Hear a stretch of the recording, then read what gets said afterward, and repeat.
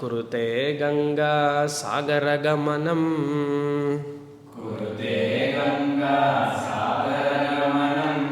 ವ್ರತಪರಿಪಾಲನಂ ಅಥವಾ ದಾನಂ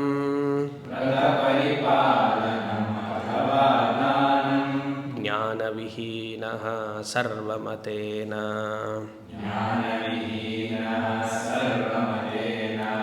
ಭಜತಿ ನ ಮುಕ್ತಿಂ ಜನ್ಮಶತೇನ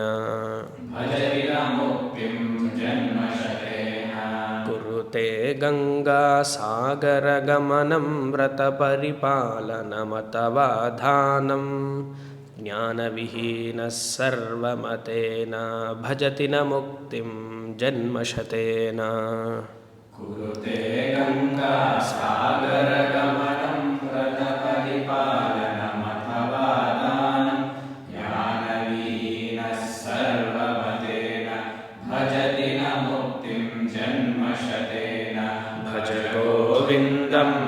ಗೋವಿಂದಂ ಗೋವಿಂದಂ ಭಜ ಮೂಢಮತೆ ಸಂಪ್ರಾಪ್ತೆ ಸನ್ನಿಹಿತೆ ಕಾಲೆ ನಹಿ ನಹಿ ರಕ್ಷತಿ ಡುಕೃನ್ಕರಣೆ ನಹಿ ರಕ್ಷತಿ ಡುಕೃನ್ಕರಣೆ. ಸುರೇಶ್ವರಾಚಾರ್ಯರು ಕೊಟ್ಟಿರುವಂತಹ ಶ್ಲೋಕ. ಇಲ್ಲಿಗೆ 4 ಪ್ರಧಾನ ಶಿಷ್ಯರದು ಆಯಿತು. ಮತ್ತು ಶಂಕರರ ಅನ್ಯ ಪ್ರಧಾನ ಶಿಷ್ಯರು ಅವ್ರದ್ದು ಸುಬೋಧಾಚಾರ್ಯರದು ನೋಡೋದು. ಪ್ರಸಿದ್ಧವಾದ ಶ್ಲೋಕ. ಅದ್ವೈತಿಗಳಿಗೆಲ್ಲ, ನಿಜವಾದ ಅದ್ವೈತಿಗಳಿಗೆಲ್ಲ ಇಷ್ಟ ಆಗುವಂತಹ ಶ್ಲೋಕ, ನನ್ನನ್ನು ಸೇರಿಸ್ಕೊಂಡು. ಈ ಶ್ಲೋಕವನ್ನು ಎಷ್ಟೇ ವಿವರಣೆ ಕೊಟ್ಟರೂ ಸಾಲದು, ಅಷ್ಟು ಹೇಳ್ಬೋದು. ಏನು ಹೇಳ್ತಿದ್ದಾರೆ? ಸುರೇಶ್ವರಾಚಾರ್ಯರು ಪೂರ್ವಾಶ್ರಮದಲ್ಲಿ ಮಂಡನ ಮಿಶ್ರರು, ಮಹಾಕರ್ಮಕಾಂಡಿಗಳು. ಆಮೇಲೆ ಶಂಕರಾಚಾರ್ಯರ ಸಂಪರ್ಕ ಬಂದು ವಾದವನ್ನು ಮಾಡಿ ವಾದದಲ್ಲಿ ಸೋತು, ಅಕಾರ್ಡಿಂಗ್ ಟು ಶಂಕರ ದಿಗ್ವಿಜಯ, ವಾದದಲ್ಲಿ ಸೋತು ಸುರೇಶ್ವರಾಚಾರ್ಯರಂಥ ಯೋಗ ಪಟ್ಟವನ್ನು ತಗೊಂಡು ಸನ್ಯಾಸಾಶ್ರಮವನ್ನು ಸ್ವೀಕರಿಸಿ ಯೋಗ ಪಟ್ಟವನ್ನು ಕೊಟ್ಟು ದಕ್ಷಿಣಾಮ್ನಾಯ ಶೃಂಗೇರಿ ಶಾರದಾ ಪೀಠಕ್ಕೆ ಪ್ರಥಮ ಶಿಷ್ಯರು ಅಂದರೆ ಗುರುಗಳನ್ನಾಗಿ ನೇಮಕ ಮಾಡಿದ್ರು. ಅಲ್ಲಿಂದ ಶುರು ಮಾಡ್ಕೊಂಡು ಇವಾಗ 37ವರೆಗೂ ಬಂದಿದೆ. ಎಷ್ಟು ಒಳ್ಳೆ ಶ್ಲೋಕ ಕೊಟ್ಟಿದ್ದಾರೆ ನೋಡಿ. ಇವರು ಕರ್ಮಕಾಂಡಿಗಳು. ಯಾರು? ಸುರೇಶ್ವರಾಚಾರ್ಯರು. ಕರ್ಮ ಜ್ಞಾನಕ್ಕೆ ಅವಶ್ಯಕತೆ ಇಲ್ಲ. ಕರ್ಮ ಆ್ಯಂಡ್ ಜ್ಞಾನ ಆರ್ ಡಯರ್ ಎನಿಮೀಸ್. ಇಲ್ಲಿ ಕರ್ಮ ಅಂದಿದ ತಕ್ಷಣ ವೈದಿಕ ಕರ್ಮ ಬ್ರ್ಯಾಕೆಟಲ್ಲಿ ನೀವು ಲೌಕಿಕ ಕರ್ಮನ ಹಾಕೊಳ್ಳಿ. ನಮಗೆ ವೈದಿಕ ಕರ್ಮ ಮಾಡೋ ಅಭ್ಯಾಸ ಇಲ್ಲದೆ ಇರೋದ್ರಿಂದ ಹಲವಾರು ಜನಕ್ಕೆ ಇವಾಗ ಕರ್ಮ ಅಂದರೆ ಇವನು ಆಫೀಸ್ ಹೋಗೋದು ಅಂದ್ಕೊಳ್ತಾನೆ. ಅದನ್ನು ಸೇರಿಸ್ಕೊಳ್ಬೇಕು. ವೈದಿಕ ಕರ್ಮದಿಂದ ಮೋಕ್ಷ ಸಾಧ್ಯವಿಲ್ಲ ಅಂತ ಹೇಳ್ತಿದ್ದಾರೆ. ಜ್ಞಾನವಿಹೀನಃ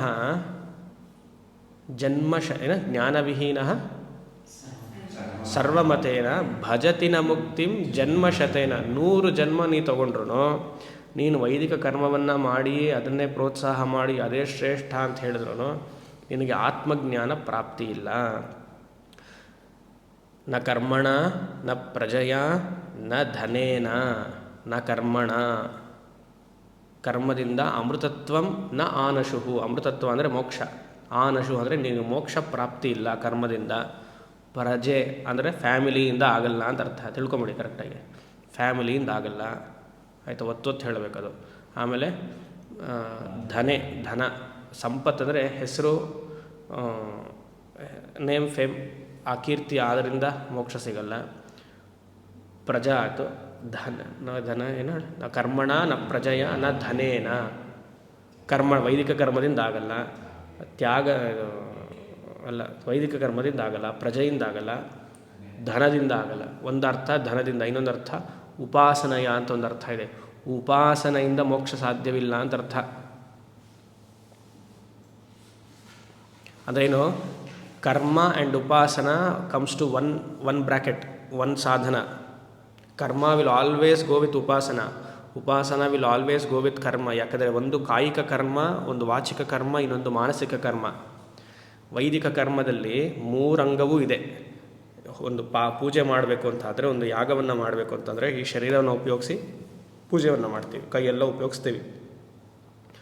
ಬಾಯಿಂದ ಮಂತ್ರಗಳನ್ನು ಹೇಳ್ತೀವಿ, ಸ್ತೋತ್ರಗಳ ಪಾರಾಯಣವನ್ನು ಮಾಡ್ತೀವಿ. ಇದು ವಾಚಿಕ ಕರ್ಮ, ಶರೀರ ಕಾಯಿಕ ಕರ್ಮ. ಮನಸ್ಸಲ್ಲಿ ಭಗವಂತನನ್ನು ಜ್ಞಾಪಿಸ್ಕೊಳ್ತೀವಿ, ಮಾನಸಿಕ ಕರ್ಮ. ತಸ್ಮಾತ್ ಕರ್ಮ ಉಪಾಸನ ಎರಡೂನೇನಾಯಿತು, ಕರ್ಮನೇ ಆಯ್ತದು. ಉಪಾಸನ ಸಪ್ರೇಟ್ ಅಲ್ಲ, ಕರ್ಮ ಅದು ತಿಳಿಬೇಕು. ಈ ಕರ್ಮ including Upasana and pure knowledge, ಜ್ಞಾನ, ಆತ್ಮಜ್ಞಾನ, ಎರಡು ಎನಿಮೀಸು, ವೈರಿಗಳು. ಇದನ್ನು ಶಂಕರರು ಖಂಡನೆ ಮಾಡಿರೋದು, ಜ್ಞಾನ ಕರ್ಮ ಸಮುಚ್ಚಯವಾದವನ್ನು. ಭಜತಿನ ಮುಕ್ತಿಂ ಜನ್ಮಶತೇನ, 100 ಜನ್ಮವೂ ನೀನು ಕರ್ಮವನ್ನೇ ಮಾಡ್ತಿದ್ದು, ವೈದಿಕ ಕರ್ಮವನ್ನೇ ಮಾಡ್ತಿದ್ದು, 100 ಜನ್ಮವೂ ನೀನು ಉಪಾಸನೆಯನ್ನೇ ಮಾಡ್ತಿದ್ರೆ ನಿನಗೆ ಮೋಕ್ಷ ಪ್ರಾಪ್ತಿ ಇಲ್ಲ. ಇದಕ್ಕಿಂತ ಸ್ಪಷ್ಟವಾಗೇನು ಹೇಳಬೇಕು, ನೈಷ್ಕರ್ಮ್ಯ ಸಿದ್ಧಿ ಅನ್ನುವಂತಹ ಪ್ರಕರಣ ಗ್ರಂಥವನ್ನು ಕೊಟ್ಟಿದ್ದಾರೆ.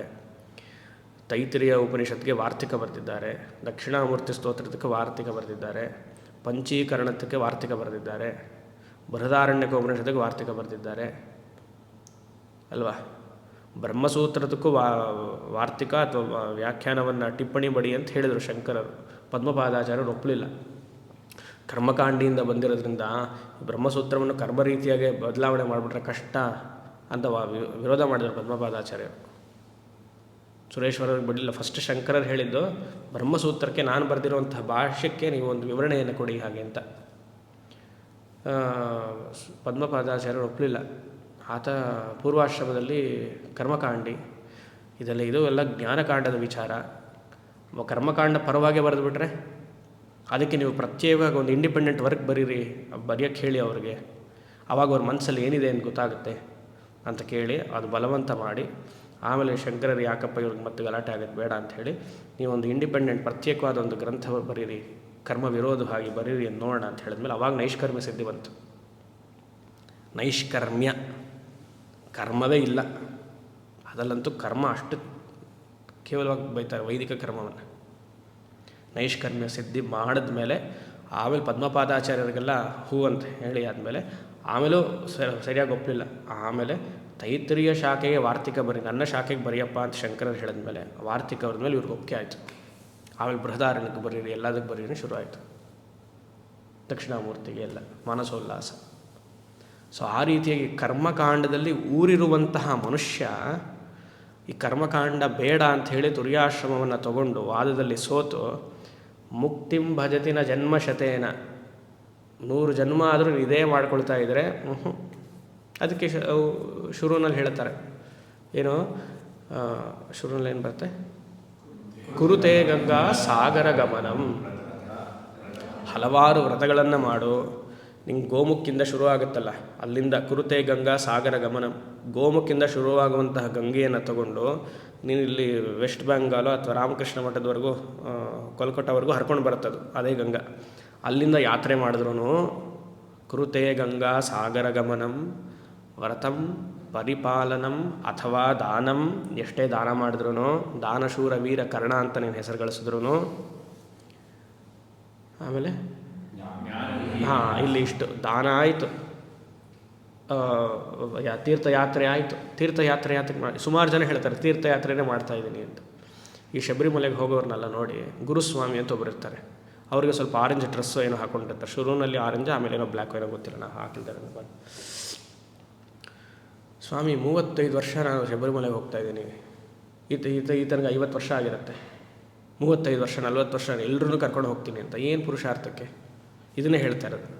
ತೀರ್ಥಕ್ಷೇತ್ರಕ್ಕೆ ಅಷ್ಟು ಹೋಗಿಯೋ 35-40 ವರ್ಷ ಅಲ್ಲಿ ಯಾರ ಸ್ವಾಮಿಯಲ್ಲಿ ಅಯ್ಯಪ್ಪ ಸ್ವಾಮಿಯನ್ನು ದರ್ಶನ ಮಾಡಿಯೋ ಅಯ್ಯಪ್ಪ ಸ್ವಾಮಿಲಿ ಕೈಯಲ್ಲಿ ಏನಿದೆ ಅಂತ ನೋಡುವಂಥ ಬುದ್ಧಿ ನಿನಗಿಲ್ಲ ಅಲ್ವಾ.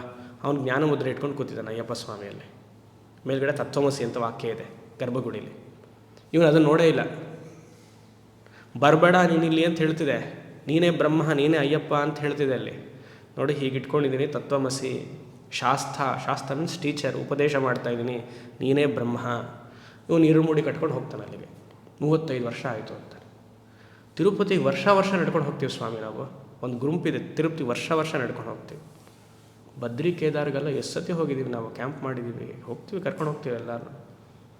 3 ಕಾಸಿಗೆ ಉಪಯೋಗ ಇಲ್ಲ ಅಂತಾರೆ. ನಾನು ಹೇಳ್ತಿಲ್ಲ, ಸುರೇಶ್ವರಾಚಾರ್ಯರು. ಇದೆಲ್ಲ ಮಾಡಿ ಜ್ಞಾನ ಇಲ್ಲ ಅಂದರೆ ಜ್ಞಾನವಿಹೀನ. ಇದಕ್ಕೆಲ್ಲ ಸೇರಿಸ್ಕೊಳ್ಬೇಕು. ವ್ರತಪರಿಪಾಲನಂ ಅಥವಾ ದಾನಂ ಜ್ಞಾನವಿಹೀನ.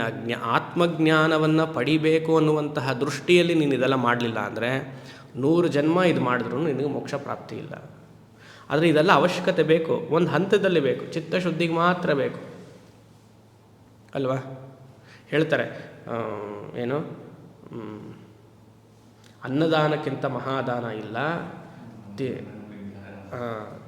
ತಿಥಿಗಿಂತ ಏಕಾದಶಿ ತಿಥಿಗಿಂತ ಯಾವ ವ್ರತ ಇಲ್ಲ, ಏಕಾದಶಿ ಉಪ ಮಾಡುವಂಥ ತಿಥಿ ಇಲ್ಲ, ಗಾಯತ್ರಿ ಮಂತ್ರಕ್ಕಿಂತ ಮಂತ್ರ ಇಲ್ಲ, ಜನ್ಮ ಕೊಟ್ಟಿರುವಂಥ ತಾಯಿಗಿಂತ ಬೇರೆ ದೇವರಿಲ್ಲ ಅಂತ ಒಂದು ಶ್ಲೋಕ ಬರುತ್ತೆ. ಇದೆ ಅಂದರೆ ಇದನ್ನು ಕನ್ಸಾಲಿಡೇಟ್ ಮಾಡೋಕ್ಕೆ ಹೇಳಿದೆ. ವ್ರತದಲ್ಲಿ ಶ್ರೇಷ್ಠ ದಾನ ಏಕಾದಶಿ ವ್ರತ ಅಂತ ಹೇಳ್ತಾರೆ. ಇವನು 16 ಸೋಮವಾರ ಅಂತ ಹೇಳ್ತಾನೆ, ಇದು ಆಷಾಢ ಮಾಸದ ವ್ರತ ಅಂತಾನೆ, ಕಾರ್ತಿಕ ಸೋಮವಾರ ಪೂಜೆ ಅಂತಾನೆ, ಶ್ರಾವಣ ಸೋಮವಾರ ಪೂಜೆ ಅಂತಾನೆ. ಎಲ್ಲ ವ್ರತಗಳನ್ನು ಸೇರಿಸಿ ಒಂದು ವ್ರತ ಯಾವುದೊಂದು ಏಕಾದಶಿ ಉಪವಾಸ ತುಂಬ ಶ್ರೇಷ್ಠ. ಆಮೇಲೆ ಎಲ್ಲ ಮಂತ್ರಕ್ಕಿಂತ ಗಾಯತ್ರಿ ಮಂತ್ರವೇ ಶ್ರೇಷ್ಠ. ಆಮೇಲೆ ಎಲ್ಲ ದೇವತೆಗಳಿಗಿಂತ ಜನ್ಮ ಕೊಟ್ಟ ತಾಯಿಯೇ ನಿಜವಾದ ದೇವರು. ಆ ಎಲ್ಲ ದಾನಕ್ಕಿಂತ ಅನ್ನದಾನವೇ ಶ್ರೇಷ್ಠ. ಆದ್ರೂ ಇಷ್ಟೆಲ್ಲ ಮಾಡಿಯೋ ನೀನು ಜ್ಞಾನಕ್ಕೆ ಬರಲಿಲ್ಲ ಅಂದರೆ ಇದು ಇಷ್ಟು ಮಾಡಿಯೂ ಫಲವಿಲ್ಲ. ಆತ್ಮಜ್ಞಾನಕ್ಕೆ ಬರಬೇಕು, ಸುಮಾರು ಜನಕ್ಕೆ ಬರದೇ ಇಲ್ಲ. ಅಂದರೆ ಇದು ಒಂದು ಹಂತ, part A. All the sadhanas are part A, ಒಂದು ಹಂತ. ಇದನ್ನು ಮಾಡಿದ ಮೇಲೆ ಇದನ್ನು ಬಿಡಬೇಕು. ಇನ್ನು ನಾನು ಅಲ್ಲಿಗೆ ಹೋಗ್ತೀನಿ, ಇಲ್ಲಿ ಹೋಗ್ತೀನಿ, ಇದನ್ನು ಜಪನೆ ಮಾಡ್ತೀನಿ, ಬರಲ್ಲ. ಅಟ್ಯಾಚ್ಮೆಂಟ್ ಬಂದ್ಬಿಡುತ್ತೆ. ಪೂಜೆಯಲ್ಲಿ ಜಪದಲ್ಲಿ ಎಲ್ಲ ಸುಮಾರು ಅಟ್ಯಾಚ್ಮೆಂಟ್ ಬಂದ್ಬಿಡುತ್ತೆ. ವಯಸ್ಸಾದ್ಮೇಲೆ ಬಿಡಬೇಕಲ್ವ. 50-60 ವರ್ಷ ಮೊನ್ನೆ ಅಮ್ಮ ಯಾರೋ ಬಂದಿದ್ರು, ಅವ್ರ ತಾಯಿ ಶ್ರೀವಿದ್ಯೆ ಉಪಾಸಕರಂತೆ. 60-65 ವಯಸ್ಸಾಗಿದೆ, ಅವ್ರು 6 ಅಡಿ ಇದ್ದಾರೆ. ಪಾಪ 65 ವಯಸ್ಸಾಯಿತು. ಪ್ರತಿನಿತ್ಯ ಪೂಜೆ ಮಾಡ್ತಾರೆ, ನವಾವರಣ ಪೂಜೆ ಮಾಡ್ತಾರೆ ಅವರೇ ತಾಯಿ. ಜಾರು ಬಿದ್ದುಬಿಟ್ರು ಬಚ್ಚಲ ಮನೇಲಿ, ಮೂಳೆ ಬಿದ್ದೋಯ್ತು, ಹೊಡೆದೋಯ್ತು ಬೆನ್ನಲ್ಲಿ. ಈಗ ಆ ಫೋನ್ ಅಲ್ಲಿಂದನೇ ಅಳು, ಸ್ವಾಮೀಜಿ ಹೀಗಾಗೋಯ್ತಲ್ಲ, ಅಮ್ಮನವ್ರು ನಾನು ಕಾಪಾಡಲಿಲ್ವಾ, ಏನು ಕತೆ, 30 ವರ್ಷದಿಂದ ಜಪ ಮಾಡಿಕೊಂಡು ಪೂಜೆ ಮಾಡ್ಕೊಂಡು ಬರ್ತಾಯಿದ್ದೀನಿ, ನವಾವರಣ ಪೂಜೆ ಒಂದು ದಿವಸ ಮಿಸ್ ಮಾಡಿಲ್ಲ, ನವಾವರಣ ಪೂಜೆಗೇ ನಾನು ಎಲ್ಲೂ ಯಾವ ಯಾತ್ರೆಯೂ ತಗೊಳ್ಳಿಲ್ಲ, ಹೊಸಲು ದಾಟಿಲ್ಲ ನಾನು. ಎಲ್ಲ ತಪಸ್ಸು ಒಳ್ಳೆಯದೇ, ಗೃಹಿಣಿಯಾಗೆಲ್ಲ ಮಾಡಿದ್ದಾರೆ.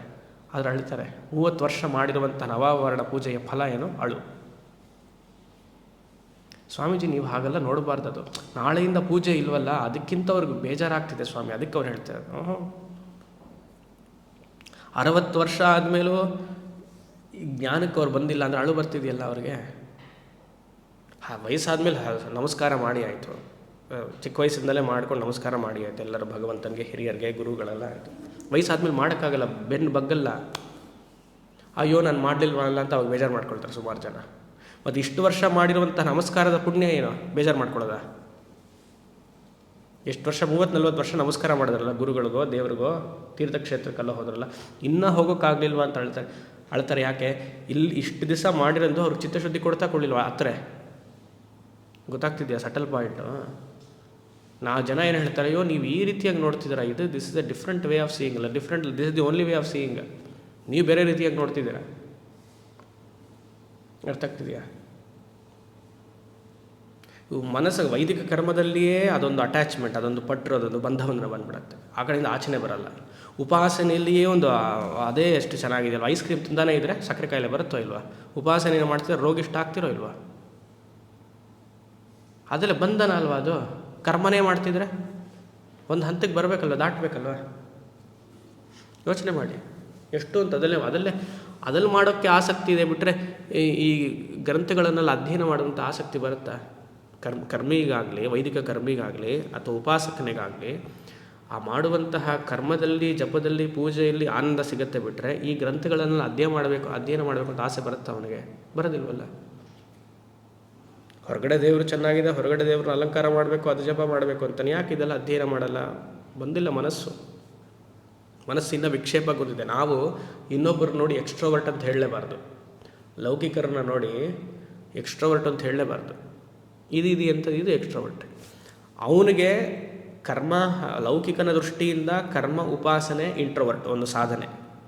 ವೇದಾಂತ ಜ್ಞಾನ ದೃಷ್ಟಿಯಿಂದ ಕರ್ಮ ಉಪಾಸನೆ ಎಕ್ಸ್ಟ್ರೋವರ್ಟ್, ಬಹಿರಂಗ ಸಾಧನೆ ಅದು ಅಲ್ವಾ? ಒಂದು ಹಂತಕ್ಕೆ ಮಾಡಬೇಕು, ಅಷ್ಟೇ, ಮುಗೀತು. ನಾವು ನಿಲ್ಲಿಸ್ಕೊಳ್ಬೇಕು, ಸಾಕು ಇನ್ಮೇಲೆ ಇದು ಸಾಕು ನನಗೆ, ಇದನ್ನು ಎಷ್ಟೇ ಮಾಡಿದ್ರು ಅಷ್ಟೇ ಸಾಕು ಅದು ನಿಲ್ಲಿಸಿ.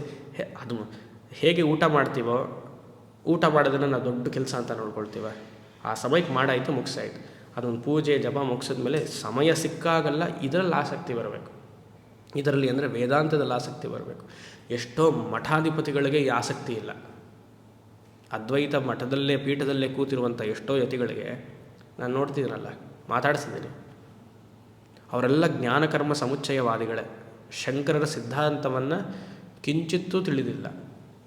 ಅವ್ರನ್ನೆಲ್ಲ ನೀವು ಪ್ರತ್ಯೇಕವಾಗಿ ಅವ್ರ ಕೋಣೆಯಲ್ಲಿ ವಿಚಾರಣೆ ಮಾಡಿ, ಅಯ್ಯೋ ಯಾರಪ್ಪ, ಒಬ್ಬರು ಸ್ವಾಮಿಗಳನ್ನು ಕೇಳಿದೆ, ವೇದಾಂತ ಸ್ವಲ್ಪ ಪಾಠ ಮಾಡಿ ಅಂತಂದರೆ, ಯಾರು ಬರ್ತಾರೆ ವೇದಾಂತ ಪಾಠ ಮಾಡಿದರೆ? ಇರೋರು ಬರಲ್ಲ, ಒಂದು 10 ಜನ ಬರ್ತಿದ್ದಾರೆ ಮಠಕ್ಕೆ, ವೇದಾಂತವನ್ನು ಹೇಳಿದ್ರೆ 10 ಜನನೂ ಬರಲ್ಲ ಅಂತಾರೆ.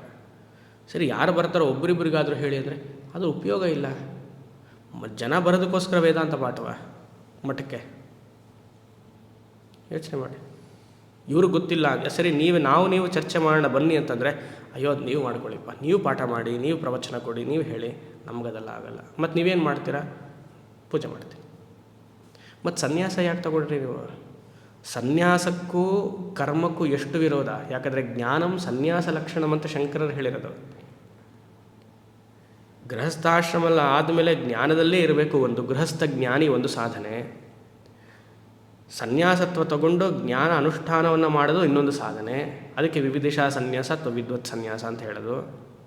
ಈ ಸ್ವಾಮಿಗಳನ್ನು ಕೇಳಿದ್ರೆ ನೀವು ಮಾಡಿ ಅಂತಾರೆ, ನಮಗೇನು ಪೂಜೆ ಅಂತಾರೆ. ಮತ್ತು ಸನ್ಯಾಸ ಆಶ್ರಮಕ್ಕೆ ಮರ್ಯಾದೆನೇ ಕೊಡ್ತಿಲ್ವಲ್ಲ, ಅವಮರ್ಯಾದೆ ಮಾಡ್ತಿದ್ದೀರಲ್ಲ, ಅವ್ರಿಗೆ ಅದು ಅರ್ಥನೇ ಆಗಲ್ಲ.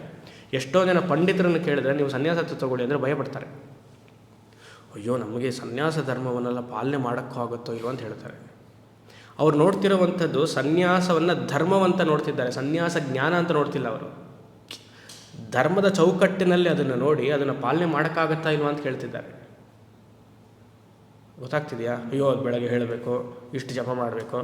ಯಾರು ಮಾಡು ಅಂತ ಹೇಳಿದವ್ರು ನಿಮಗೆ ಜಪ? ಸನ್ಯಾಸ ಆಶ್ರಮದ ಜಪ ಏನು? ಪ್ರಣವ ಜಪ ಅಷ್ಟೇ. ಅದೇನು ಮಾಡೋಕ್ಕಲ್ಲ, ಒಂದೇ ಮಂತ್ರ. ಈ ಗೃಹಸ್ಥಾಶ್ರಮದಲ್ಲಿ 108 ಮಂತ್ರಗಳಿದೆ. ಗಾಯತ್ರಿ ಮಾಡು, ಪಂಚಾಕ್ಷರಿ ಮಾಡು, ಅಷ್ಟಾಕ್ಷರಿ ಮಾಡು, ದ್ವಾದಶಾಕ್ಷರಿ ಮಾಡು, ಪಂಚದಶಿ ಮಾಡು, ಷೋಡಶಿ ಮಾಡು, ಮತ್ತೊಂದು ಮಾಡು, ನಿಮ್ಮ ಬೇಡದೇ ಇರೋದೆಲ್ಲ ಇದೆ ಅಲ್ವಾ? ಇದು ಒಂದೇ ಪ್ರಣವ ಜಪ. ಹಂಸ ಗಾಯತ್ರಿ ಹೇಳೋಕ್ಕೇನೋ? ಅಯ್ಯೋ ಬೆಳಗ್ಗೆ ಹೇಳಬೇಕು, ಎಷ್ಟು ನೀವೇ ಹೇಳ್ತಿದ್ದೀರಾ? ಬೆಳಗ್ಗೆ ಎಲ್ಲರೂ ಹೇಳ್ತಿದ್ದಾರೆ. ಅದು ಸನ್ಯಾಸವನ್ನು ಧರ್ಮ ರೀತಿಯಲ್ಲಿ ನೋಡಿದಾಗ ಭಯ ಅನ್ಸತ್ತದು. ಸನ್ಯಾಸವನ್ನು ಧರ್ಮ ರೀತಿಯಲ್ಲಿ ನೋಡಬಾರ್ದು. ಜ್ಞಾನ ಏನೋ ಒಂದು 2 ಹೊತ್ತು ಸ್ನಾನ, ಇಷ್ಟು ಭಿಕ್ಷೆ, ಊಟ, ಮಿಕ್ಕಿದ ಕಾಲ ಎಲ್ಲ ನಾವೇನು ಮಾಡ್ತೇವೆ? ಮಿಕ್ಕಿದ ಕಾಲ ಎಲ್ಲ ಜ್ಞಾನ ಚಿಂತನೆಯೇ, ತತ್ವಚಿಂತನೆಯೇ. ಇದನ್ನು ಮಾಡೋಕ್ಕೆ ಭಯಪಡ್ತಾರೆ ಅಲ್ವಾ? ನೋಡುವಂತಹ ದೃಷ್ಟಿಕೋನವೇ ಪಂಡಿತರ ಮನಸ್ಸಿನಲ್ಲೂ ಅದು ಸರಿಯಿಲ್ಲ, ಎಷ್ಟೋ ಪೀಠಾಧಿಪತಿಗಳ ಮನಸ್ಸಲ್ಲೂ ಸರಿಯಿಲ್ಲ. ಅಲ್ಲಿ ಪೀಠಾಧಿಪತಿಗಳಾದರೆ ಜ್ಞಾನಕರ್ಮ ಸಮುಚ್ಚಯವಾದಿಗಳು. ನೀವು ಕೇಳಿ ಕೇವಲ ಜ್ಞಾನದಿಂದ ಮೋಕ್ಷ ಅಂತ ಕೇಳಿ ಒಪ್ಪೋದಿಲ್ಲ. ಹಾರ್ಟ್ ಆಫ್ ಹಾರ್ಟ್ಸ್ ಒಪ್ಪಲ್ಲ. ಸ್ಟೇಜ್ ಮೇಲೆ ಬೇಕಂದ್ರೆ ಹೇಳ್ತಾರೆ, ಒಳಗಡೆ ಪೂಜೆ ಮಾಡಲೇಬೇಕು ಅಂತಾರೆ. ಬಿಡಯ್ಯ ಅಂತಂದರೆ ಆಮೇಲೆ ಏನು ಹೇಳ್ತಾರೆ ಅಂದರೆ, ನಾವು ಈ ಥರ ಎಲ್ಲ, ಯಾಕಂದ್ರೆ ನಾವು ಮೈನಾರಿಟಿಯಲ್ಲಿರೋದ್ರಿಂದ ಜನ ಏನು ಹೇಳ್ತಾರೆ, ಪಾಪ ಸ್ವಾಮಿಗಳು ಏನೋ ಹೇಳ್ತಾರೆ, ಅವರು ಚಿಕ್ಕ ವಯಸ್ಸು, ಅವ್ರಿಗಿನ್ನೂ ಜ್ಞಾನ ಬಂದಿಲ್ಲ, ಅವರು ಇನ್ನೂ ಅವ್ರ ವಯಸ್ಸಾಗಬೇಕೇನೋ, ಹುಡುಕು ಬುದ್ಧಿ ಮಾತಾಡ್ಬಿಡ್ತಿದ್ದಾರೆ ಅವರು, ಗೊತ್ತಾಗ್ತಿಲ್ಲ, ಒಳ್ಳೆ ವಿಚಾರ ತಾನೇ ಮಾತಾಡ್ತಿದ್ದಾರೆ, ಅವ್ರಿಗೆ ಆಮೇಲೆ ಪಕ್ವತೆ ಬರುತ್ತೆ, ಮಾತಾಡ್ತಾರೆ. ಆತ್ಮಜ್ಞಾನಕ್ಕೂ ವಯಸ್ಸಿಗೂ ಏನಪ್ಪ ಸಂಬಂಧ ಅಲ್ವಾ? ಗೊತ್ತೇನೇ ಆಗಲ್ಲ ಅವರು. ಸರಿ, ಭಗವಂತ ನಮ್ಮನ್ನು ತುಂಬ ಚೆನ್ನಾಗಿ ಇಟ್ಟಿದ್ಯಪ್ಪ ನೀನು, ಇವರಿಂದೆಲ್ಲ ದೂರ ಇಟ್ಟಿದ್ಯಾ, ತುಂಬ ಸಂತೋಷ ಅಂದ್ಕೊಳ್ಬೇಕು. ಇಲ್ಲಿ ಹೇಳ್ತಿರೋ ಸುರೇಶ್ವರಾಚಾರ್ಯ ನಿದರ್ಶನ ಅಲ್ವಾ? ಕರ್ಮ ಬೇಡ ಅಂತ ಹೇಳಿ ಸನ್ಯಾಸವನ್ನು ತಗೊಂಡಿರುವಂತಹ, ಅಂದರೆ ಏನು ನಿದರ್ಶನ? ಏನು? ಜ್ಞಾನವೇ ಪ್ರಧಾನ. ಪರಮ ಕರ್ಮಕಾಂಡಿ. ನಾವೆಲ್ಲ ಏನೂ ನಿಲ್ಲಕ್ಕೆ ಸಾಧ್ಯ ಇಲ್ಲ ಅವ್ರ ಮುಂದೆ. 3 ಹೊತ್ತು ಉಸಿರು ತೊಗೊಂಡ್ರೆ ಬಿಟ್ಟರೆ ಮಂತ್ರಗಳು ಓಡಾಡ್ತಿತ್ತು. ಮನೇಲಿ ಕೆಲಸದವರೆಲ್ಲ ಮಂತ್ರವನ್ನು ಹೇಳ್ತಿದ್ರು, ಹಕ್ಕಿಗಳೆಲ್ಲ ಹೇಳ್ತಿತ್ತಂತೆ. ಸುರೇಶ್ವರಾಚಾರ್ಯರ ಮನೆಯಲ್ಲಿ ಹಕ್ಕಿಗಳೆಲ್ಲ ಮಂತ್ರವನ್ನು ಹೇಳ್ತಿತ್ತಂತೆ. ಅಷ್ಟು ಕರ್ಮ ಪರ. ಶಂಕರರು ಏನು ಮಾಡಿದ್ರು? ಕೇವಲ ಒಂದೇ ಒಂದು ವಾದದಲ್ಲಿ ಸೋಲಿಸಲಿಲ್ವ? ಕರ್ಮ ಜಡ, ಮುಗಿದೋಯ್ತು. ಜಡವಾಗಿರುವಂತಹ ಕರ್ಮ ಆತ್ಮಚೈತನ್ಯವನ್ನು ಬೆಳಗುವುದಿಲ್ಲ. ಜಡವಾಗಿರುವಂತಹ ಉಪಾಸನೆ ಆತ್ಮಚೈತನ್ಯ ಬೆಳಗುವುದಿಲ್ಲ. ಕೇವಲ ಮನಸ್ಸನ್ನು ಶುದ್ಧಿ ಮಾಡುತ್ತೆ ಬಿಟ್ಟರೆ, ಅದು ಮನಸ್ಸು ಶುದ್ಧಿ ಆದಮೇಲೆ ಈ ಕಡೆ ಬರಲೇಬೇಕು. ಆದಮೇಲೆ 60 ಆಗೋದು ಇವಾಗಲೇ. ಅದು ಲಿಮಿಟೇಷನ್ ಯಾವಾಗ ಗೊತ್ತಾಯ್ತೋ, ಕರ್ಮದ ಮೇಲೆ ಲಿಮಿಟೇಷನ್, ಉಪಾಸನೆ ಲಿಮಿಟೇಷನ್ ಗೊತ್ತಾದ ಮೇಲೆ ಅವತ್ತೇ ಚಿತ್ತಶುದ್ಧಿ ಬಂದಿದೆ ಅಂತ. ಅದು ಬರೋವ್ರಿಗೆ ಏನೋ ಒಂದು ಬಂದು ಚಿತ್ತಶುದ್ಧಿ ಬರುತ್ತೆ ಅಂತ ಜಪನೆ ಮಾಡ್ತಿದ್ದು. ಒಂದು ದಿವಸ ಬಂದು, ದೇವತೆ, ನಾನು ಬಂದೆ, ಮನಸ್ಸನ್ನು ತೆಗಿ ಹೊರಗಡೆ, ನಿನ್ನ ತಲೆ ಬುರುಡೆಯಿಂದ ಮನಸ್ಸನ್ನು ತೆಗಿ, ನಾನು ಲೈಸಾಲ್ ತಂದಿದ್ದೀನಿ, ಅಂತ ಹಾಕ್ತೀನಿ, ಎಲ್ಲ ಕ್ಲೀನ್ ಆಯಿತು, ಮತ್ತು ಓಪನ್ ಮಾಡು, ಕ್ಲೋಸ್ ಮಾಡು, ಚಿತ್ತಶುದ್ಧಿ ಆಯಿತು, ನಾಳೆಯಿಂದ ಆತ್ಮಜ್ಞಾನಕ್ಕೆ ಹೋಗು ಅಂತ ಹೇಳುತ್ತಾ? ಮೂರ್ಖತನ ಅದಲ್ಲ. Maturity, knowing the limitation of A particular ಸಾಧನ ಇಟ್ ಸೆಲ್ಫ್ ಇಸ್ ಚಿತ್ತಶುದ್ಧಿ. ಯಾಕಂದರೆ ನಿನಗೆ ಗೊತ್ತಾಗೋಯ್ತು ಅದೇನು ಅಂತ, what it can give, what it cannot give ಅಂತ ಗೊತ್ತಾಗೋಯ್ತು. ಮೋಕ್ಷ ಇದು ಕೊಡಲ್ಲ ಅಂತ ಗೊತ್ತಾದ ಮೇಲೆ ನಾನು ಚಿತ್ತಶುದ್ಧಿಗೆ ಪ್ರಯತ್ನ ಮಾಡ್ತಿದ್ದೀನಿ ಅಂದರೆ ಭಯ. ಜನಗಳಿಗೆ ಏನೋ ತಪ್ಪು ಮಾಡಿಬಿಟ್ಟಿದ್ದೀನಿ, ನಾನು ಅಧರ್ಮಕ್ಕೆ ಹೋಗ್ತಾ ಇದ್ದೀನಿ ಅಂತ ಭಯ. ಚಿತ್ತಸ್ಯ ಶುದ್ಧಯೇ ಕರ್ಮ ನತು ವಸ್ತೂಪಲಬ್ಧಯೇ ವಸ್ತು ಸಿದ್ಧಿರ್ವಿಚಾರೇಣ ನ ಕಿಂಚಿತ್ ಕರ್ಮಕೋಟಿಭಿ. ವಿವೇಕ ಚೂಡಾಮಣಿಯಲ್ಲಿ ಶಂಕರ ಹೇಳಲ್ವಾ, ನ ಕಿಂಚಿತ್ ಕರ್ಮಕೋಟಿಭಿ. ಚಿತ್ತಸ್ಯ ಶುದ್ಧಯೇ ಕರ್ಮ. ಎಷ್ಟು ಚೆನ್ನಾಗಿ ಇಷ್ಟು ವಾಕ್ಯಗಳೆಲ್ಲ ಇದ್ದು, ಅದಕ್ಕೆ ಶಂಕರನ್ನು ಯಾರು ಅಧ್ಯಯನ ಮಾಡಲ್ಲ ಅನ್ನೋದು. ಶಂಕರರು ಬರೀ ಮಠಸ್ಥಾಪನೆ, ಪೂಜೆ, ಧರ್ಮಚಿಂತನೆ ಆಯಿತು. ಧರ್ಮಚಿಂತನೆ ಆಯಿತು, ಮುಂದಕ್ಕೆ ತೊಗೊಂಡು ಬರಬೇಕಲ್ಲ. ಇಲ್ಲ ಅದು ಆಗುತ್ತೆ, ನಿಧಾನಕ್ಕಾಗುತ್ತೆ. ಯಾರು ತಗೋದಿದೆಯೋ ಅವ್ರಿಗೆ ಬರುತ್ತೆ, ಯಾರಿಗೆ ಯೋಗ್ಯತೆ ಇದೆಯೋ ಬರುತ್ತೆ ಅಂತ ಹೇಳಿಯೇ ಯಾಮರ್ಸ್ತಾರೆ ಜನರನ್ನು ಅಲ್ವಾ. ಯೋಚನೆ ಮಾಡಿ, ಸಾಧಾರಣವಾಗಿರುವಂತಹ ಭಜಗೋವಿಂದಂ ಅನ್ನುವಂತಹ ವೈರಾಗ್ಯ ಪ್ರಕರಣ ಗ್ರಂಥದಲ್ಲಿ ಎಷ್ಟು ಚೆನ್ನಾಗಿ ಹಾಕಿದ್ದಾರೆ. ಎಲ್ಲವನ್ನೂ ಹೇಳಿ ಆಯಿತು. ಯಾವ ವ್ರತ ಉಪಯೋಗ ಇಲ್ಲ, ವ್ರತದ ನಿಯಮ ಏನು, ಪ್ರತಿಯೊಂದು ವ್ರತಕ್ಕೇನಿದೆ, ವ್ರತ ಉದ್ಯಾಪನೆ ಶುರು ಸಮಾಪ್ತಿ. ವ್ರತವನ್ನು ಮಾಡಬೇಕು. ಅದು ಯಾವುದೋ ಅನಂತ ಪದ್ಮನಾಭ ಸ್ವಾಮಿ ವ್ರತವನ್ನು ಮಾಡ್ತಾರೆ, ಆಮೇಲೆ ನಿಲ್ಲಿಸ್ತಾರೆ. 14 ವರ್ಷನೋ 12 ವರ್ಷನೋ ಮಾಡ್ತಾರೆ. ಇಲ್ಲ ಇನ್ನೂ ಮಾಡ್ತೀನಿ, ದಾರ ಕಟ್ಕೊಳ್ತೀನಿ ನಾನು, ಇನ್ನೂ ಕಟ್ಕೊಂಬಿಡು. ನೀನು ಇಲ್ಲಿಗೆ ಯಾಕೆ ಕಟ್ಕೊಳ್ತೀಯ, ಇಲ್ಲೂ ಕಟ್ಕೊಂಬಿಡು ಅಲ್ವಾ. ಏನು ಉಪಯೋಗ? 14 ವರ್ಷ ಅನಂತ ಪದ್ಮನಾಭ ಸ್ವಾಮಿ ವ್ರತ ಮಾಡಿಯೋ ನಿನಗೆ ಆ ದ್ವೈತ ಭಾವನೆ ಇದೆಯಲ್ಲ. ಸಂಕಷ್ಟಹರ ಚತುರ್ಥಿ ಇಷ್ಟು ಮಾಡಿಯೋ ದ್ವೈತ ಭಾವನೆ ಇದೆಯಲ್ಲಪ್ಪ. ಗಣಪತಿನ ಕೂಡಿಸ್ದೆ, ಅಲ್ಲಿಟ್ಟೆ, ಹಾರ ತಂದೆ, ಅದಿಟ್ಟೆ, ಇದಿಟ್ಟೆ ಮಾಡಿದೆ, ಅದಾಯಿತು ಅಲ್ವಾ. ಕಾರ್ತಿಕ್ ಸೋಮವಾರ ಮಾಡಿ ಏನು ದ್ವೈತವೇ ಬಂತು? ಮಾಡಬಾರ್ದು ಅಂತ ಹೇಳ್ತಿಲ್ಲ, ಅದು ಎಲ್ಲಿಗೆ ಕರ್ಕೊಂಡು ಹೋಗ್ತಿದೆ ನಿಮ್ಮನ್ನ ಅಂತ. ನೀವು ಯಾವೇ ವ್ರತ ತಗೊಳ್ಳಿ, ಅನ್ನದಾನ ಮಾಡಿ, ದಾನಶೂರ ವೀರ ಕರ್ಣ ಅನ್ಸ್ಕೊಳ್ಳಿ, ಆಯಿತಾ. Very important. ಇದಮಿತ್ತಂ ಶಂಕರ ಸಿದ್ಧಾಂತವೇ ಅದು. ಕೇವಲ ಜ್ಞಾನ, ಕೇವಲ means very important. Mere, MERE, mere spiritual knowledge. ಅದು ಹೇಗೆ ಸ್ವಾಮಿ, ಅದು ಹೇಗೆ? Mere use very mere just knowledge, ಅದೆಲ್ಲ ಇಂಟೆಲೆಕ್ಚುವಲ್ ಸ್ವಾಮಿ ಅಂದ್ಬಿಡ್ತಾರೆ. See, these people, these swamis are all, they are just intellectual. They don't have practical experience.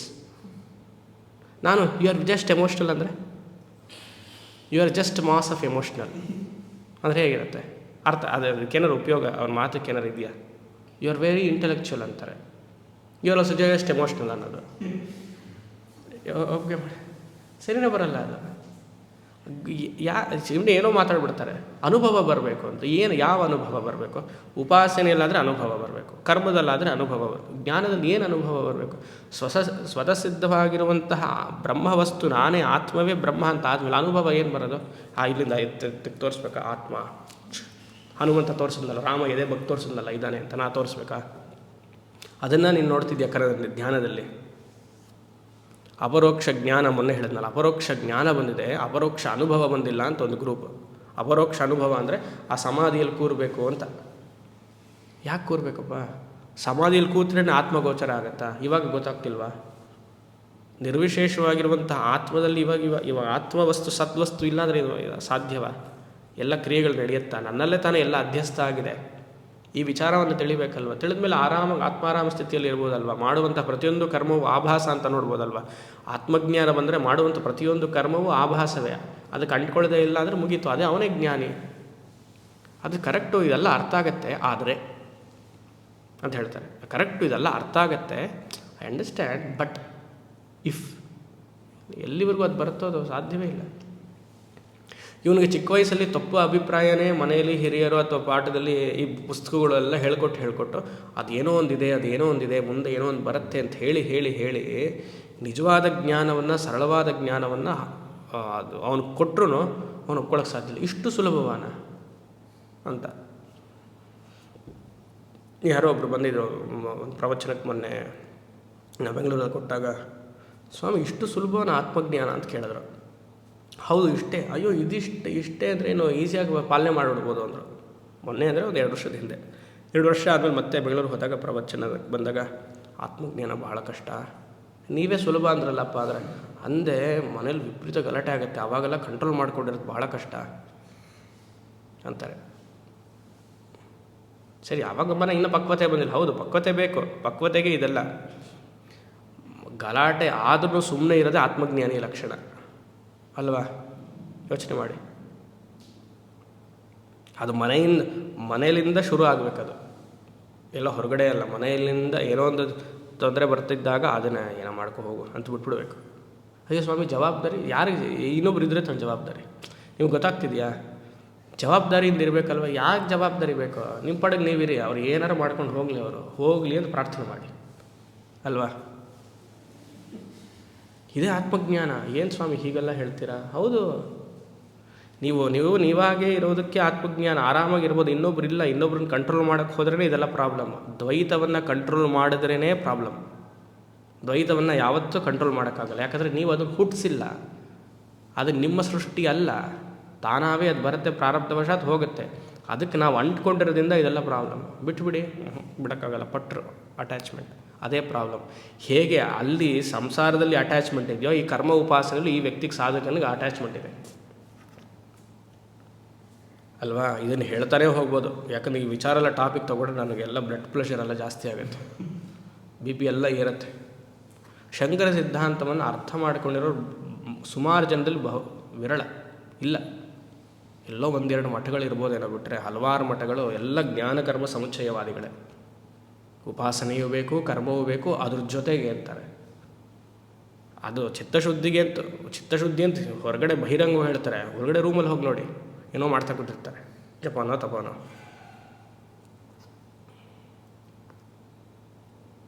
ಅಲ್ಲ, ಮಾಡಲಿ, ಆದರೆ ಹೆಚ್ಚಾಗಿ ಜ್ಞಾನದ. ಇವಾಗ ನಾವು ಮಾಡಲ್ವ, ಪೂಜೆ ಮಾಡಲ್ವ? ನಾವು ಅದರ ಪೂಜೆಯನ್ನೆಲ್ಲ ಮಾಡಿ, ಪಾಠವನ್ನೆಲ್ಲ ಹೇಳಿ, ಪ್ರವಚನವನ್ನೆಲ್ಲ ಕೊಟ್ಟು, ಅಲ್ಲ ಪ್ರಶಂಸೆಗಲ್ಲ. ಆದ್ರೂ ನಮಗೆ ಇಂಪಾರ್ಟೆಂಟ್ ಯಾವುದು? ಆತ್ಮಜ್ಞಾನವೇ. ಒಂದು ದಿವಸ ಪೂಜೆ ಆಗದೇ ಇದ್ರೂ ಪರವಾಗಿಲ್ಲ, ಆತ್ಮಜ್ಞಾನವನ್ನು ಅನುಸಂಧಾನ ನಿಲ್ಲಿಸ್ತೀವ ಅಲ್ವಾ? ಆತ್ಮಜ್ಞಾನದಲ್ಲಿ ಇದ್ದವಂತನ ಭಗವಂತ ಶಾಪ ಕೊಡ್ತಾನ, ನೀನು ಇವತ್ತು ನನಗೆ ಪೂಜೆ ಮಾಡಲಿಲ್ಲ, ಸರಿಯಾಗಿ ನೀನು ಪೂಜೆ ಮಾಡಲಿಲ್ಲ ಅಂತ ಹೇಳ್ತಾನ, ಶಾಪ ಕೊಡ್ತಾನ. ಆ ಥರ ಅವನು ಶಾಪ ಕೊಟ್ಟರೆ ಆತ ಜ್ಞಾನಿಯ? ಸರ್ವಜ್ಞ ಆಗಿರುವಂಥ ಈಶ್ವರ ಜ್ಞಾನಿಯ? ಸರಿ, ಆ ಈಶ್ವರ ನೀವು ಜ್ಞಾನಿ ಆದವನಿಗೆ ಆ ಶಾಪ ಕೊಡಬಹುದಾ? ಸಪೋಸ್ ಆ ಥರ ಕೊಟ್ಟ ಅಂತ ಅಂದ್ಕೊಳ್ಳಿ, ಅದು ಸತ್ಯವ ಮಿಥ್ಯವ? ಯೋಚನೆ ಮಾಡಿ. ಇದೆಲ್ಲ ಯೋಚನೆ ಮಾಡಲ್ಲ ನಾವು, ಏನೋ ಭಯದಲ್ಲೇ ಇರ್ತೀವಿ. ಇದೆಲ್ಲ ಒಂದು ಹಂತಕ್ಕೆ ಅದು ಬೇಕು, ಮನಸ್ಸು ಪಕ್ವತೆಗೆ ಬೇಕು. ಅದಕ್ಕೆ ಗೀತೆಯಲ್ಲಿ 18ನೇ ಅಧ್ಯಾಯದಲ್ಲಿ ಅವನು ಹೇಳಿರೋದು, ಯಜ್ಞದಾನ ತಪಕರ್ಮ ನತ್ಯಾಜ್ಯಂ ಕಾರ್ಯಮೇವ ತತ್ ಯಜ್ಞಂ ದಾನಂ ತಪಶ್ಚೈವ ಪಾವನಾನಿ ಮನೀಷಿನ. 3ನೇ ಶ್ಲೋಕನ 4ನೇ ಶ್ಲೋಕ 18 ಅಧ್ಯಾಯ. ಅರ್ಜುನ, ಯಾವುದೇ ಕಾರಣಕ್ಕೂ ಯಜ್ಞದಾನ ತಪಸ್ಸನ್ನು ಬಿಡಬಾರ್ದು. ಇದು ಮನಸ್ಸನ್ನು ಶುದ್ಧಿ ಮಾಡುತ್ತೆ. ಪಾವನಾನಿ ಮನೀಷಿನ ಅಂತ ಹೇಳ್ದ. ಬಿಡಬಾರ್ದು ಅಂತ ಏನು? ಅಲ್ಲಿ ಒಂದು ಹಂತಕ್ಕಾಗುವವರೆಗೂ ಅಂತ. ಇದಕ್ಕೆಲ್ಲ ಲಿಟ್ಮಸ್ ಟೆಸ್ಟ್ ಇಲ್ಲ, 100% ಶುದ್ಧಿ ಆಗುತ್ತೆ ಅಂತೆಲ್ಲ ನೋಡೋಕ್ಕೆ ಆಗಲ್ಲ. ಸ್ನಾನ ಒಂದು ದಿವಸ ನೀವು ಮೈಸೂರು ಸ್ಯಾಂಡಲ್ ಸ್ಲೋಪ್ ಹಾಕ್ಕೊಂಡು, ಇವತ್ತು ನಾನು ಎಲ್ಲ ವರ್ಷದ ಇಲ್ಲಿವರೆಗೂ ಮಾಡಿರುವಂತಹ ಕೊಳೆಯನ್ನು ಇವತ್ತು ತೆಗೆದೆ, ಇನ್ನು ಮುಂದೆ ಬರುವಂತಹ ಕೊಳೆಯನ್ನು ಇವತ್ತೇ ತೆಗೆದು ಬಿಡ್ತೀನಿ, ಇನ್ನು ನಾಳೆಯಿಂದ ಸ್ನಾನ ಮಾಡಲ್ಲ ಅಂತ ಹೇಳ್ತೀರಾ? ಎಷ್ಟೇ ಮೈಸೂರು ಸ್ಯಾಂಡಲ್ ಅಲ್ಲ, ಸ್ವರ್ಗಲೋಕದ ಸೋಪ್ ಬಂದರೂ ನೀವು ತಿಕ್ಕಿದ್ರೂ ನಾಳೆ ಕೊಳೆ ಆಗೇ ಆಗುತ್ತೆ. ಶರೀರ ಪಂಚಭೂತದಿಂದ ಮಾಡಿರುವಂಥ ಶರೀರ ಕೊಳೆ ಆಗುತ್ತೆ. ಅದೇ ರೀತಿಯಾಗಿ ಸೂಕ್ಷ್ಮ ಪಂಚಭೂತದಿಂದ ಮನಸ್ಸು ಮಾಡಿರೋದ್ರಿಂದ ಹಲವಾರು ಜನ್ಮಗಳ ವಾಸನೆಗಳಿದೆ. ಅದು ನೀವು ಮಾಡುವಂಥ 108 1008 ಅದೆಲ್ಲ ಹೋಗುತ್ತಾ? ತಸ್ಮಾತ್, ಅದರಿಂದ ಜ್ಞಾನಾಗ್ನಿ ಸರ್ವಕರ್ಮಾಣಿ. ಜ್ಞಾನದಿಂದ ಎಲ್ಲ ಸುತ್ತಬಿಟ್ಟು ಹೊಟ್ಟೋಯ್ತು. ನೀನು ಮಾಡುವಂಥ ಜಪದಿಂದ ಆಗಲ್ಲ. ಪಾಠ ಕೇಳುವಂತಹ ಸಮಯದಲ್ಲಿ ಏಕಾಗ್ರತೆಗೆ ಒಂದು ಸ್ವಲ್ಪ ಜಪ, ಧ್ಯಾನ, ಪಾರಾಯಣ, ಪೂಜೆ ಅದೆಲ್ಲ ಅದು ಕೇಳಿ ಅರ್ಥ ಆದಮೇಲೆ ಇದರಲ್ಲೇ ಇರಬೇಕು ಮನಸ್ಸು. ಇವಾಗ 24 ಗಂಟೆನೂ ಹೇಗೆ ಸ್ವಾಮಿ ಇರೋದು? ಬೇಜಾರಾಗುತ್ತೆ ಅಂದರೆ ಅವಾಗ ಪೂಜೆ ಮಾಡಿ. ಜ್ಞಾನ ಬಂದ ಮೇಲೆ 24 ಗಂಟೆನೂ ಹೇಗಿರೋದು? ಇವಾಗ ಸೌಕರ್ಯ ಆಯಿತು. ಇವಾಗ ಈ ಥರ ಹೇಳ್ಬಿಟ್ರೆ ಏನಾಯಿತು? ನೆಕ್ಸ್ಟ್ ಪ್ರಶ್ನೆ ಕೇಳ್ತೀರಾ, ಇವಾಗ ನೀವೇ ಪೂಜೆ ಮಾಡಿದ್ರೆ ನೀವೇ ಹೇಳಿದ್ರೆ ಜ್ಞಾನ ಬಂದಾಯ್ತು ನನಗೆ, ಇವಾಗ ಪೂಜೆ ಮಾಡಿ. ಬಂದ ಮೇಲೆ ತಾನಾಗೆ ನಿನಗೆ ಬೇರೆ ಬೇರೆ ಆ್ಯಕ್ಟಿವಿಟೀಸ್ ಏನಾರು ಮಾಡಬೇಕು ಅಂತ ಇದ್ದರೆ, ಆ ಮನಸ್ಸು ಆ ಕಡೆ ಹೋಗೋ ಥರ ಇದ್ದರೆ ಒಂದು ಸ್ವಲ್ಪ ಕಿಂಚಿತ್ತು ಇದರಲ್ಲಿ ಆಸಕ್ತಿ ಬರಬೇಕು ಅಲ್ವಾ? ಉಪನಿಷತ್ತು ಆಯಿತು, ನೋಟ್ಸ್ ಮಾಡೋದನ್ನ, ಅದು ಮಾಡೋದನ್ನ, ಇದು ಮಾಡೋದನ್ನ, ಈ ಭಜಗೋವಿಂದಂ ಶ್ಲೋಕವನ್ನೇ ಕಂಠಸ್ಥ ಮಾಡ್ಕೊಂಡ ಇದರಲ್ಲಿ ಕಾಲ ಕಳಿಬೇಕು ಅಲ್ವಾ? ಸೊ ಆ ರೀತಿಯಾಗಿ ಇದನ್ನು ಹೇಳ್ತಾನೆ ಹೋಗ್ಬೋದು. ಸಮಯ ಆಯಿತು, ಮತ್ತು ಅಪಾಯಿಂಟ್ಮೆಂಟ್ ಬೇರೆ ಇದೆ. ಆ ರೀತಿ ಜ್ಞಾನವಿಹೀನ ಸರ್ವಮತೇನ ಭಜತಿ ನ ಮುಕ್ತಿಂ ಜನ್ಮ. ಮೋಕ್ಷ ಬೇಕು ಅಂತ ಕೇಳ್ಬೇಡ. ಮೋಕ್ಷ ಅನ್ನೋದು ಅದ್ವೈತ ವೇದಾಂತದಲ್ಲಿ ನಿನ್ನ ಸ್ವರೂಪ ಸ್ವತಃ ಸಿದ್ಧ. ನೀನು ಮೋಕ್ಷದಲ್ಲೇ ಇದ್ದೀಯಾ. ನೀನು ಯಾವತ್ತೂ ಬಂಧನವಾಗಿಲ್ಲ. ನೀನು ಅಂದ್ಕೊಂಡಿರೋದು ಶರೀರ ಮನಸ್ಸು ಬಂಧನ ನೀನು ಅಂದ್ಕೊಂಡಿದ್ದೆ, ಅದಕ್ಕೆ ಅಟ್ಯಾಚ್ ಆಗಿರೋದ್ರಿಂದ. ಹಾಗೆ ಆತ್ಮಜ್ಞಾನವನ್ನು ಗುರುಮುಖೇನ, ಶಾಸ್ತ್ರವನ್ನು ಗುರುಮುಖೇನ ತಿಳಿ, ಅದರಿಂದ ಆಚೆ ಬಾ, ಈ ಭ್ರಾಂತಿಯಿಂದ ಆಚೆ ಬಾ. ಅದೇ ಅದ್ವೈತ ಜ್ಞಾನ ಅಂತ ಹೇಳಿದ್ರೆ ನಾಳೆ ಮತ್ತೇನು ಮಾಡ್ತಾರೆ ಇವರೆಲ್ಲ? ಹೌದು ಸರಿ ಆದರೆ ಅಂತಾರೆ. ಆದರೆ ಅನ್ನೋವರೆಗೂ ಅಷ್ಟೇ, ಸಮಾಧಿನೇ ಅವರಲ್ಲ. ಜಾಸ್ತಿ ಆಮೇಲೆ ಬ್ಲಡ್ ಪ್ರೆಷರ್ ಬಿ ಪಿ ಶುರು ಆಗಿದ್ದಂಗೆ ಸಾಕು. ಅರ್ಥ ಆಯ್ತಲ್ವ? ಅಟ್ಲೀಸ್ಟ್ ನೀವಾದರೂ ಇನ್ನು ಮತ್ತೆ ಈ ಜ್ಞಾನಕರ್ಮ ಸಮುಚ್ಚಯವನ್ನು ಒಪ್ಪಬೇಡಿ. ಹೊರಗಡೆ ಜನ ಒಪ್ತಾರೋ ಇಲ್ವೋ ಪರವಾಗಿಲ್ಲ, ನೀವಾದರೂ ಸ್ವಲ್ಪ, ಯಾಕಂದರೆ ನಿಮ್ಮ ಮನಸ್ಸಲ್ಲೂ ಇರುತ್ತದು. ಅಯ್ಯೋ ಕರೆಕ್ಟು, ಸ್ವಾಮೀಜಿ ಹೇಳೋದು ಕರೆಕ್ಟು, ಆದರೂ ನಾನು ಜಪಕ್ಕೆ ಕೂತಾಗ ಧ್ಯಾನ ಮಾಡಿದಾಗ ಏನೊಂದು ಆನಂದ ಸಿಗತ್ತೆ. ಅಯ್ಯೋ ಪಾಪ. ಯಾಕಂದ್ರೆ ಇವ್ನಿಗೆ ಮನೇಲಿ ಹೆಂಡ್ತಿಯಿಂದ ಆನಂದ ಸಿಗಿಲ್ಲ, ಗಂಡದಿಂದ ಸಿಕ್ಕಿಲ್ಲ, ಜಪದಿಂದ ಆದರೂ ಸಿಗ್ತಾ ಇದೆಯಲ್ವ? ಸಿಗತ್ತೆ, ಯಾರಿಲ್ಲ ಅಂದರೂ ಅದಲ್ಲ ಒಂದು ಆನಂದನ. ಅದಕ್ಕೆ ತೈತ್ತಿರೀಯ ಉಪನಿಷತ್ತು ಹೇಳಿಲ್ವಾ, ಆನಂದ ಮೀಮಾಂಸೆದಿಲ್ಲ, ಒಂದೊಂದು ಆನಕ್ಕಿಂತ ಒಂದೊಂದು ಆನಂದ ಜಾಸ್ತಿ ಅಂತ. ಇವಾಗ ನಮಗೇನೆ ಸಾಧಾರಣವಾಗಿ ಲೌಕಿಕರಿಗೆ ನಾವು ಒಂದು ಸಿಹಿ ಪದಾರ್ಥವನ್ನು ತಿಂದರೆ, ಜಾಮೂನು ತಿಂದರೆ ಎಷ್ಟು ಬ್ರಹ್ಮಾನಂದ ಅಂತ ಅನ್ಸಲ್ವಾ? ಎಷ್ಟು ಚೆನ್ನಾಗಿದೆಯಪ್ಪ ಜಾಮೂನು ಹಾಗೆ ಅನ್ಸುತ್ತೆ. ಒಂದು ಐಸ್ ಕ್ರೀಮ್ ತಿಂದರೆ ಎಷ್ಟು ಚೆನ್ನಾಗಿದೆ ಅನಿಸುತ್ತೆ. ಅದೇ ರೀತಿಯಾಗಿ ಇದೆಲ್ಲ ಲೆವೆಲ್ಸ್ ಆಫ್ ಆನಂದ. ಆದರೆ ಇದೆಲ್ಲ ವಸ್ತು ಆನಂದ. ಒಂದು ವಸ್ತುವಿಂದ ಗಳಿಸಿ ಆನಂದ ಒಳಗಡೆನೇ ಇದೆ. ನಾವು ಅದನ್ನು ಹೊರಗಡೆ ಹಾಕಿ ಜಾಮೂನಲ್ಲಿ ಸಿಹಿ ಪದಾರ್ಥ ತುಂಬ ಚೆನ್ನಾಗಿದೆ ಅಂದರೆ ಅದು ಆನಂದ ಕೊಡುತ್ತೆ ಅಂತ ಮನಸ್ಸಿಗೆ ಟ್ರೈನ್ ಮಾಡಿಬಿಟ್ಟಿದ್ದೀವಿ ನಾವು ಅಲ್ವಾ? ಇದು ಇವನಿಗೆ ಯಾವಾಗಲೂ ಆಬ್ಜೆಕ್ಟಿಫೈಡ್ ಆನಂದ, ಅದೆಲ್ಲ ಅಭ್ಯಾಸ ಆಗಿಬಿಟ್ಟಿದ್ದಾರೆ ಈ ಮನುಷ್ಯ. ಇದು ಏನು ಬೇಡಪ್ಪ ನಿನ್ನಲ್ಲೇ ಇದೆ ಅಂದರೆ ಎಲ್ಲಿದೆ ಎಲ್ಲ ನೋಡ್ಕೊಳ್ತಾರೆ. ನೀನೇ ಕಣಯ್ಯ ಅದು ಅಂತ. ಸಕ್ಕರೆನೇ ಹೇಳಿದ್ನಲ್ಲ ಅವತ್ತು, ಸಕ್ಕರೆನೇ ಹುಡುಕ್ತಿದ್ರೆ ಆನಂದಕ್ಕೆ ಅಲ್ವಾ? ಅದಕ್ಕೊಂದು ಸಕ್ಕರೆ ಗುರು ಬೇಕು, ಸಕ್ಕರೆ ಪುಸ್ತಕ ಬೇಕು. ಈ ಸಕ್ಕರೆ ಶಿಷ್ಯ ಸಕ್ಕರೆ ಗುರು ಹತ್ರ ಹೋಗಿ ಸಕ್ಕರೆ ಗುರು ಸಕ್ಕರೆ ಪುಸ್ತಕವನ್ನು,